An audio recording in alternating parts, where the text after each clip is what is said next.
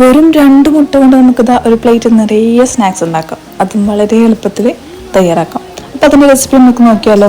അതിനായിട്ട് ഒരു ഉള്ളി കട്ട് ചെയ്തെടുത്തിട്ടുണ്ട്, അതുപോലെ പച്ചമുളക്, ഇഞ്ചി, മല്ലിയില, കറിവേപ്പില ഇതെല്ലാം ഒരു പാത്രത്തിലിട്ടിട്ട് അതിൽ കുറച്ച് മൈദപ്പൊടിയും കടലപ്പൊടിയും കുറച്ച് മുളക് പൊടി അതുപോലെ ആവശ്യത്തിനായിട്ടുള്ള ഉപ്പും വെള്ളവും ചേർത്ത് നമുക്ക് നന്നായി മിക്സ് ചെയ്തെടുക്കുന്നുണ്ട്.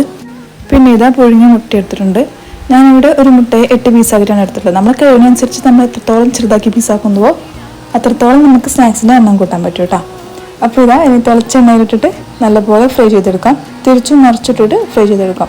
അപ്പോൾ സംഭവം ഇത്രയേ ഉള്ളൂ. എളുപ്പത്തിൽ തയ്യാറാക്കാൻ പറ്റുക, എന്നാൽ നല്ല ടേസ്റ്റുള്ള, കുട്ടികൾക്കെല്ലാം നല്ല ഇഷ്ടപ്പെടുന്ന ഒരു അടിപൊളി സ്നാക്സ് ആണ് കേട്ടോ. അപ്പം ഈവനിങ്ങിൽ ഇപ്പം നല്ല മഴയും കാര്യങ്ങളിലാകുമ്പോൾ എന്തെങ്കിലും സ്നാക്സ് കഴിച്ച് നല്ല ചായ കുടിക്കാൻ തോന്നൂലേ. അപ്പം ഇതൊക്കെ ഒന്ന് ട്രൈ ചെയ്ത് നോക്കാം കേട്ടോ. അപ്പോൾ വീഡിയോ ഇഷ്ടമായാൽ ലൈക്ക് ചെയ്യുക, ഷെയർ ചെയ്യുക, സബ്സ്ക്രൈബ് ചെയ്യുക. Okay, by.